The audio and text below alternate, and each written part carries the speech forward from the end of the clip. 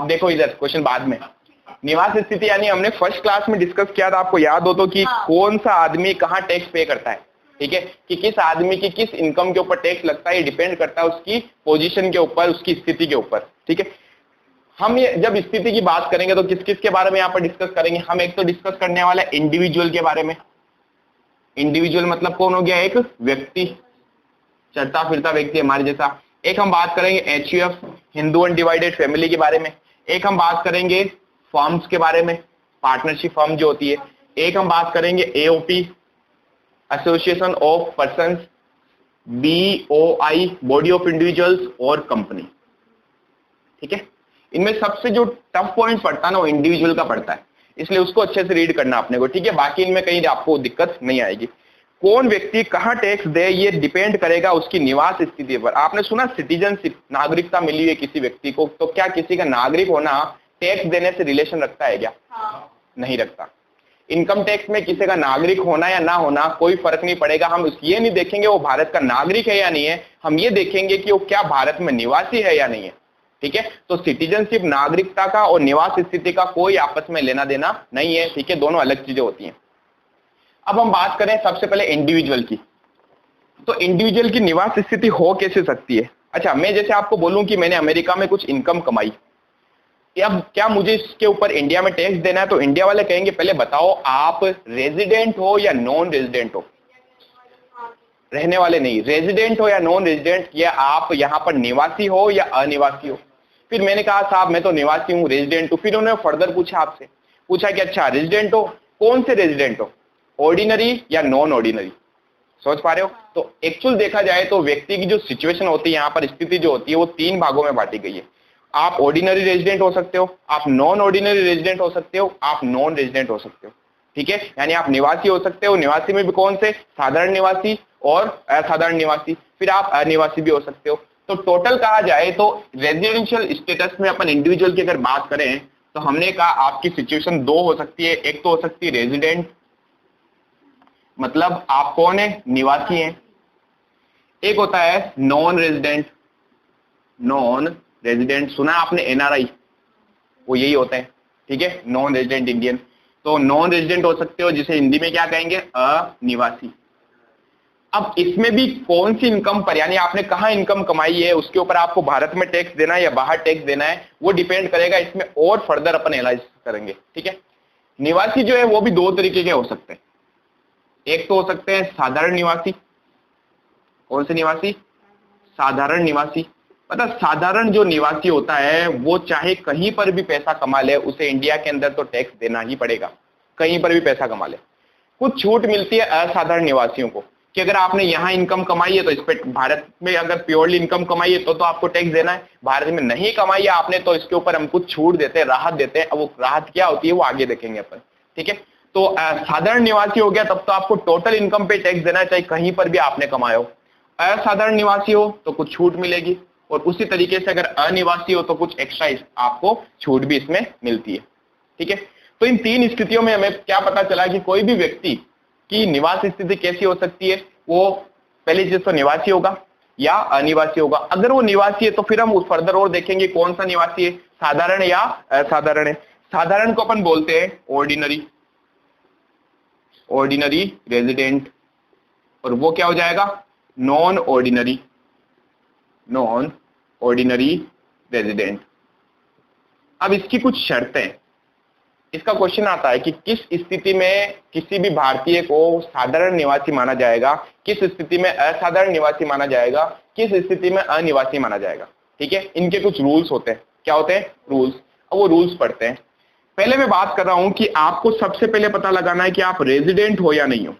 Resident मतलब आप निवासी हो या नहीं हो। यहां इन्होंने 2 बेसिक कंडीशंस दी, बेसिक कंडीशन, यानी कि हिंदी में कहा जाए तो आधारभूत शर्त। इन्होंने बोला कोई भी व्यक्ति भारत में निवासी माना जाएगा अगर वो इन दोनों में से कोई भी एक शर्त को पूरा करता हो। यानी 2 कंडीशन उन्होंने बताई, दोनों में से अगर कोई भी एक कंडीशन आप पूरी कर लेते हो तो आप क्या माने जाओगे, निवासी। निवासी यानी कि रेजिडेंट माने जाओगे। फिर आगे साधारण और असाधारण की बात तो आगे आती है, पहले निवासी तो बनो, क्योंकि अगर आप निवासी नहीं बने ना तो क्या होगा, आप डायरेक्टली अनिवासी बन जाओगे, यहां तो जाने की आपको जरूरत ही नहीं पड़ेगी। ठीक है, अब देखते हैं आधारभूत शर्त क्या है। अच्छे से देखिएगा इसको ध्यानपूर्वक। आधारभूत शर्त कहती है कि कोई भी व्यक्ति भारत में निवासी माना जाएगा अगर वो गत वर्ष यानी प्रीवियस ईयर में 182 दिन या इससे ज्यादा भारत में रहा हो। क्या बोला हमने, कोई भी व्यक्ति भारत में निवासी माना जाएगा यदि वह गत वर्ष में 182 दिन या अधिक भारत में रहा हो, बताओ एक साल में कितने दिन होते हैं, 365 में से अगर वो 182 दिन या इससे ज्यादा भारत में है, तब तो आप क्या माने जाओगे, निवासी। ठीक है, तो दो कंडीशन बताई इन्होंने। फर्स्ट कंडीशन तो या तो ये पूरी करो, या दोनों में ध्यान रखना फर्क है, या का मतलब होता और, या तो ये पूरी करो या एक दूसरी कंडीशन बताई उसको पूरा करो। अब दूसरी कंडीशन क्या कहती है, दूसरी कंडीशन कहती है या तो गत वर्ष में 182 दिन, ठीक है, या गत वर्ष से पूर्व के। अच्छा, गत वर्ष से क्या मतलब है हमारा, प्रीवियस ईयर, जिस साल आप इनकम कमाते हो, पढ़ रखा हमने, जिस साल हम इनकम कमाते हैं उस पे हम टैक्स कब देते हैं, नेक्स्ट ईयर। और नेक्स्ट ईयर जो होता है जिस रेट से हम टैक्स देते हैं उसको अपन क्या बोलते हैं, असेसमेंट ईयर। ठीक है, हिंदी में कहा जाए तो कर निर्धारण वर्ष। तो गत वर्ष वो वर्ष है जब हमें देखा जाएगा जब हमने इनकम कमाई, उस टाइम हम कहां थे। ठीक है, अब कह रहा सेकंड कंडीशन, गत वर्ष से पूर्व के 4 वर्षों में, गत वर्ष से पूर्व के 4 वर्षों में 365 दिन तथा गत वर्ष में 60 दिन या अधिक भारत में रहा हो,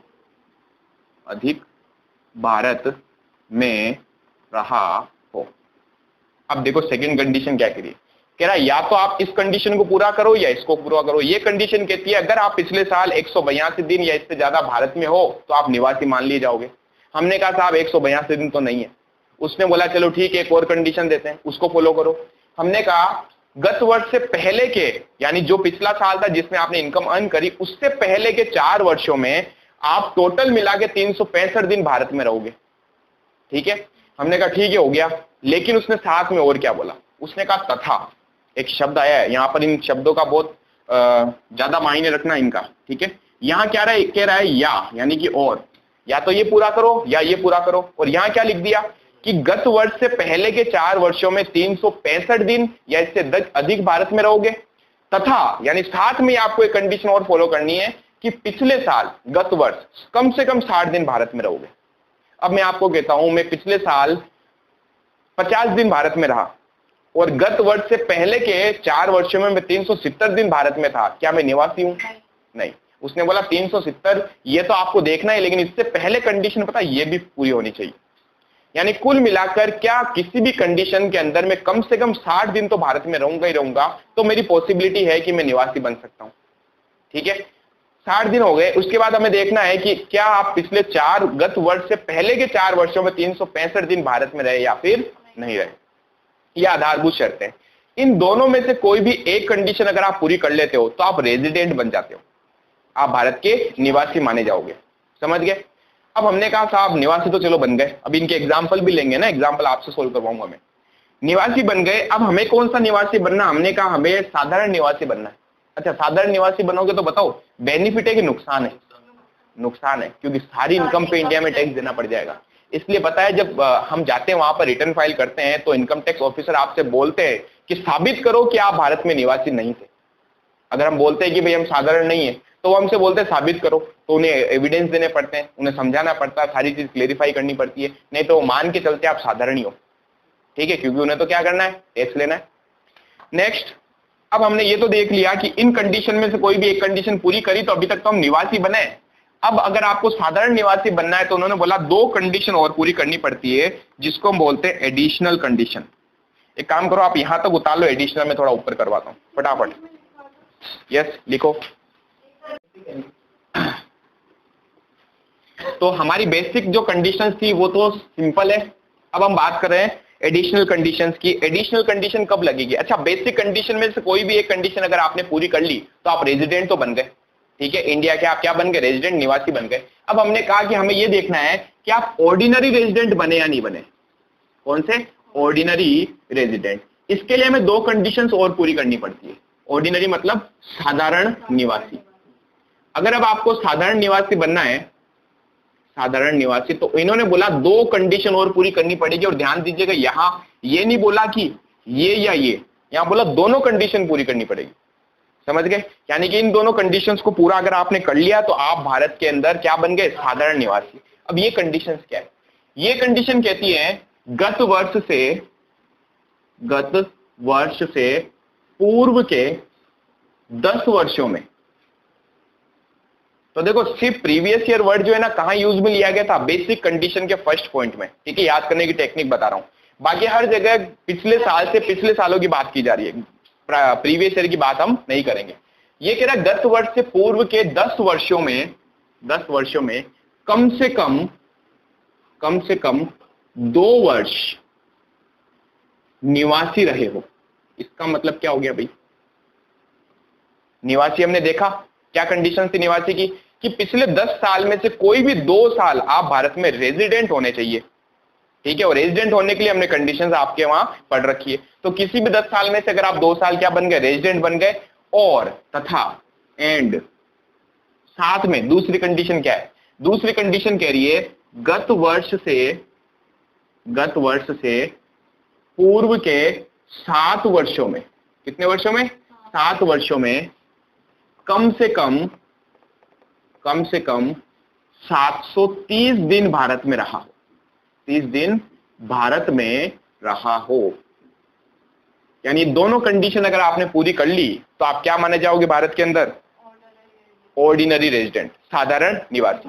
तो दूसरी कंडीशन फर्स्ट, अच्छा दोनों शर्तें साथ में पूरी करनी पड़ेगी या कोई एक, दोनों साथ में, एक नहीं, एक सी बेसिक में थी, यहाँ दोनों की दोनों कंडीशन आपको पूरी करनी है।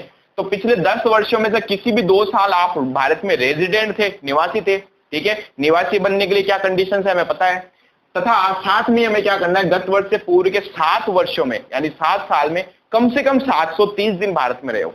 अब ध्यान देना, ये जो 730 दिन की कैलकुलेशन है, ये बच्चे कहते हैं सब साथ में रहेगा क्या, रेगुलर, जरूरी नहीं है, वो आ जा भी सकता है और एक जगह भी रह सकता है। ठीक है, मैंने कहा वो 100 दिन के लिए आ गया फिर वापस चला गया, फिर 150 दिन के लिए आ गया वापस चला गया, तो इनको भी काउंट करेंगे, यस काउंट करेंगे। तो पहली चीज तो ये ध्यान रखना। दूसरी चीज, वो जिस दिन भारत छोड़कर जाता है या जिस दिन भारत में आता है, वो दोनों ही दिन उसके भारत में रहे माने जाएंगे। ठीक है, जैसे अगर मैं बात करूं कि कोई एक व्यक्ति 31 जुलाई को भारत छोड़कर गया, ठीक है, तो क्या ये 31 जुलाई वो भारत में रहा माना जाएगा, यस वो भारत में रहा माना जाएगा। मैंने कहा वापस आ गया 1 जनवरी को, तो क्या 1 जनवरी को भी वो भारत में रहा माना जाएगा, यस भारत में रहा माना जाएगा। यहां तक कोई डाउट है? अब एक क्वेश्चन करते हैं इसके ऊपर। हम जो अभी पढ़ेंगे, हमारे पास में प्रीवियस ईयर कौन सा होगा बता सकते हो, अभी रिसेंटली? अच्छा, आपके एग्जाम कब है? आपके एग्जाम है 21 में। ठीक है, यानी क्या मैं कह सकता हूं आपके एग्जाम का जो ईयर है ना, वो 20-21 चल रहा है। ठीक है, ये 20-21 जो है वो आपके लिए क्या हो जाएगा, असेसमेंट ईयर, और प्रीवियस ईयर आपके लिए हो जाएगा 19-20। तो ये हमारा क्या हो गया, ये हो गया प्रीवियस ईयर, ये हो गया असेसमेंट ईयर। ये हमारे लिए बता रहा हूं, जरूरी नहीं कि बुक में भी आए, बुक में हो सकता है कि आपके 1-2 साल आगे पीछे कर दे क्वेश्चंस के बेस पे। ठीक है, तो मैं ये मान के चल रहा हूं कि अभी हमारा प्रीवियस ईयर कौन सा है, 19-20, और असेसमेंट ईयर 20-21 में आपको इसकी कैलकुलेशन करनी है। अब मैं कह रहा हूं एक व्यक्ति है एक्स, कौन है एक्स, इसकी कैलकुलेशन आपको करनी है, ध्यान देना अच्छे से। ठीक है, कंडीशंस बताना आप मुझे। एक पर्सन है एक्स जो भारत में रह रहा है और 2010 को वो भारत से चला जाता है, लेफ्ट इंडिया, बंद करो इसको। 2010 में वो भारत से चला जाता है और उसमें भी उसने तारीख बता दी 2010 में कब जाता है, ये जाता है 31 अगस्त 2010 को भारत से चला गया। ठीक है, कहां गया, अमेरिका गया। ये रिटर्न आया वहां से अमेरिका, ये रिटर्न आया वहां से 2016 में, 2016 में रिटर्न टू इंडिया। ठीक है, अब 2016 में कब आया, 1 जनवरी 2016 को ये भारत में आ गया, तब से भारत में ही है अभी तक। ठीक है, आज तक ये क्या है भारत में, टिल टुडे अब मुझे ये बताओ, till today resident in India, resident in India, क्या ये भारत का निवासी माना जाएगा? सोल्व करके बताना आपको, कैसे माना जाएगा निवासी? निवासी में कोई भी दो कंडीशंस पूरी करनी है, बेसिक कंडीशन। यानी देखो टोटल मिला के 4 कंडीशन है हमारे पास, 2 बेसिक है, बेसिक में से कोई भी एक कंडीशन पूरी करी तो आप रेजिडेंट बन जाओगे, ठीक है। और अगर दोनों एडिशनल पूरी कर ली तो आप ऑर्डिनरी रेजिडेंट बन जाओगे, ठीक है। अच्छा, दोनों बेसिक में से एक भी कंडीशन पूरी नहीं किया आपने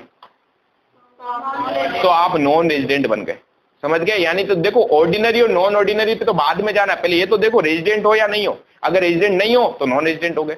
अब मुझे बताओ, मैं सबसे पहले बात कर रहा हूं रेजिडेंट की, पहले कैलकुलेट करते हैं कि क्या ये रेजिडेंट है यानी भारत में निवासी है या नहीं है। क्या कंडीशन थी पहली? 182 दिन से ज्यादा होना चाहिए, ठीक है, मोर देन 182 दिन और मोर होना चाहिए। तो बताओ कब होना चाहिए? In previous year, in previous year. Previous year की अगर बात की जाए तो क्या मैं कह सकता हूं प्रीवियस ईयर 2019-20 की बात करें अपन, ठीक है। तो क्या ये 19-20 में, वैसे 19-20 तो भी चल रहा है, काम करते हैं अपन इसको 18-19 ले लेते हैं, है ना, ज्यादा बेटर होगा। मैं बात कर रहा हूं प्रीवियस ईयर 18-19 और असेसमेंट ईयर कौन सा हो जाएगा? 19-20। मुझे इसके लिए कैलकुलेशन करके बताओ। तो इसके लिए जब हम कैलकुलेशन करेंगे हम देखेंगे सबसे पहले तो क्या ये प्रीवियस ईयर में किसी भी दिन 2018-19 में कि क्या ये 182 दिन से ज्यादा भारत में था या नहीं था? ये तो 2016 में आ गए, 2016 में आ गए तो 17 में रहे, 18 में रहे, 19 में भी रहे, ठीक है।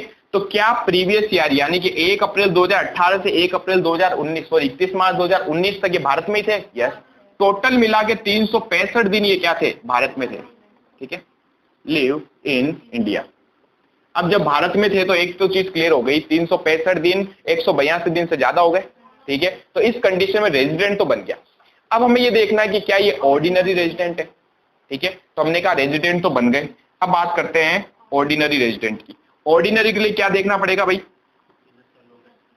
ऑर्डिनरी रेजिडेंट, ऑर्डिनरी रेजिडेंट के लिए आपको ये देखना है कि वो 10 साल में, फर्स्ट कंडीशन क्या थी?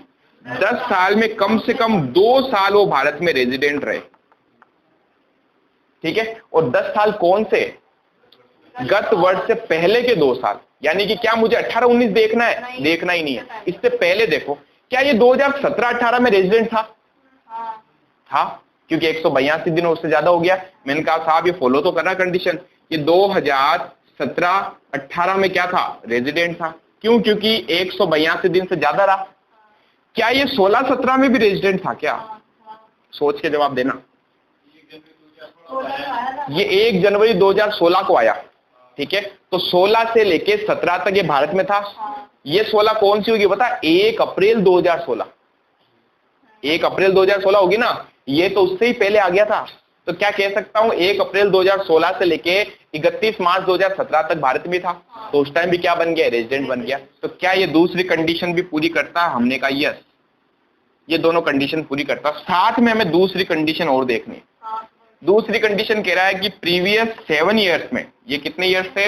ये 10 ईयर्स थे, ठीक है। और ये हमें देखने 7 ईयर्स में वो टोटल मिला के 730 दिन और उससे ज्यादा भारत में रहे, 730 दिन, ठीक है। अब हम काउंट करेंगे डेज यहां पर। तो वो 1 जनवरी 2016 को आ गया, तो पहले तो यहां से बाद की बात कर लेते हैं अपन, ठीक है। तो मैंने कहा यहां से काउंट कराऊं 1 जनवरी 2016 से लेकर हम बात कर रहे हैं 31 मार्च 2019 की, प्रीवियस ईयर ही है। अच्छा 19 की या उससे पहले? 18 की, गत वर्ष से पहले के 7 साल। तो गत वर्ष तो काउंट ही नहीं करना 18-19। हमें ये देखना है कि ये 1 जनवरी 2016 से लेके 31 मार्च 2018 तक भारत में था। जरा बताना कितने दिन भारत में था ये? हो गए? काउंट करो। पहले 2016 का बताओ मुझे, 2016 में कितने दिन ये भारत में था? 2016-17 लिख देता हूं, 2016-17, 2016-17 यानी 1 अप्रैल 2016 से लेके 31 मार्च 2017 तक, 1 अप्रैल 2016 से लेके, ठीक है। तो क्या ये जनवरी में आ गया था? यस। अगर 2016 से लेके 17 तक की बात करें तो 365 दिन तो ये रहा, और पता इससे पहले भी रह चुका, ये जनवरी में आ गया था ये, ठीक है। तो अगर मैं बात करूं 15-16 की भी, तो क्या 15-16 में भी ये भारत में था? था, जनवरी से तो था। जनवरी से लेकर 31 मार्च तक कितने दिन होते हैं? जनवरी, फरवरी, मार्च, 90 डेज। वैसे 90 नहीं मानेंगे अपन इसको, 31 तो जनवरी के, यहाँ एक एक दिन देखना पड़ेगा। फरवरी के 28 दिन और प्लस मार्च के 31 दिन, ठीक है। कितने हो गए? एग्जैक्ट 90 आ रहे हैं। 90 दिन ये रहा। हमने कहा देखो 15-16 में 90 दिन हो गया, 16-17 में 365 दिन हो गया, 17-18 में तो ये भारत में था, 17-18 में भी भारत में था, यानी कि पूरे के पूरे 365 दिन रहे, ठीक है। टोटली मिला के कितने दिन हो गए? 820 दिन यहीं पे हो गए। तो हमने कहा आगे क्यों जाए, समझ गए? 730 दिन कम से कम रुकना था, 730 दिन या 820 दिन रुक गया, ठीक है। तो ये भारत में क्या माना जाएगा? निवासी। और कौन सा निवासी? ऑर्डिनरी। समझ गए? इजी है। अब उतारो इसको। ये हमारी कंडीशन थी जिसके अंदर हमने पढ़ा कि आपको एक तो बेसिक कंडीशन पूरी करनी पड़ेगी तो आप रेजिडेंट बनोगे, एडिशनल कंडीशन पूरी कर दी तो आप ऑर्डिनरी रेजिडेंट बन गए। इसमें कुछ अपवाद है हमारे, एक्सेप्शन, ठीक है। एक्सेप्शन क्या है कि अगर आपको साधारण निवासी या निवासी बनना है, साधारण तो दूर की बात है, पहले बात करते हैं निवासी की। जो बेसिक कंडीशन है वो पूरी करनी पड़ती है आपको। बेसिक कंडीशन में से फर्स्ट कंडीशन और सेकंड कंडीशन, या तो ये पूरी करो या ये पूरी करो। ये पॉइंट था हमारे पास 182 दिन वाला। सेकंड कंडीशन में क्या था पता है? पिछले 4 वर्षों में कितने दिन भारत में रहना चाहिए? 365 दिन या उससे ज्यादा। और साथ में क्या लिखा? गत वर्ष में 60 दिन भी वो भारत में रहे, ठीक है। तो ये जो गत वर्ष में 60 दिन वाला प्रोविजन है ना, यानी 60 डेज वाला, इस प्रोविजन के कुछ एक्सेप्शन है। क्या है? एक्सेप्शन। 2 कंडीशन ऐसी दे रखी है जहां पर आपको पिछले साल भी 182 दिन ही भारत में रहना पड़ेगा, तभी आप रेजिडेंट माने जाओगे। समझ गए? यानी क्या मैं कह सकता हूं सेकंड जो हमारे बेसिक कंडीशन है, इसका कोई रोल ही नहीं है इन लोगों के बारे में जो अब हम बात करने वाले हैं। तो फर्स्ट और सेकंड, ये 2 ऐसे व्यक्ति हैं जिनके बारे में बात करेंगे। तो इन दोनों को सेकंड कंडीशन पूरी नहीं करनी, फर्स्ट कंडीशन ही पूरी करनी पड़ेगी। कंपल्सरी कर दिया हमने, ठीक है। इनकम टैक्स डिपार्टमेंट कह रहा है कि आपको 60 दिन वाला प्रोविजन अप्लाई नहीं होगा, आपके ऊपर कौन सा प्रोविजन अप्लाई होगा? 182 दिन वाला। यानी क्या मैं कह सकता हूं 60 दिन वाला एक्सेप्शन बन गया, अपवाद बन गया हमारे लिए। ये 2 लोग कौन है? ये वो लोग हैं जो गत वर्ष में, यानी पिछले साल गत वर्ष में जो जहाज के बेड़े के साथ में काम कर रहे थे। जहाज का बेड़ा समझते हो क्या होता है? क्रू, शिप क्रू मेंबर होते हैं।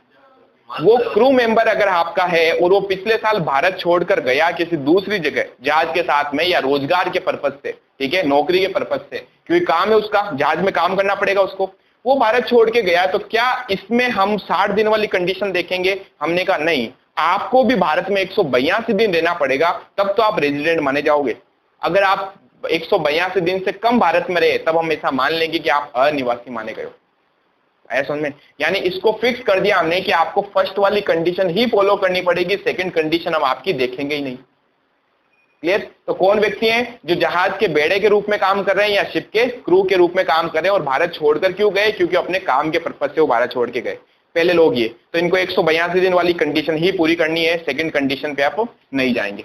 दूसरे वो लोग जो भारत के नागरिक हैं, सुना नागरिक, भारत के सिटीजन, भारत के नागरिक, ठीक है, जो भारत के बाहर रहते हो, भारत में नहीं रह रहे हैं, कहां रह रहे हैं? भारत के बाहर रहते हो, वो भारत में आए रहने के लिए, ठीक है। और भारत में रहने के लिए नहीं, वो भारत में क्यों आए? भ्रमण करने के लिए, यानी कि घूमने के पर्पज से वो भारत में आए।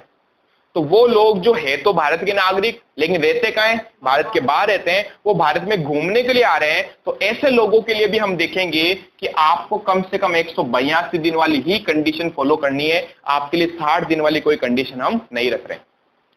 तो इन 2 लोगों के लिए उन्होंने बोल दिया सेकंड वाली जो आधारभूत शर्त है आपको वो फॉलो नहीं करनी है, आपको फर्स्ट वाली फॉलो करनी है। यानी पिछले साल, जिस साल हम कैलकुलेट करें उस साल अगर 182 दिन आप भारत में थे तब तो आप क्या माने जाओगे? निवासी। अदरवाइज आप क्या माने जाओगे? अनिवासी। क्लियर है पॉइंट? उतारो अब इसको। मतलब 4 साल में नहीं एक ही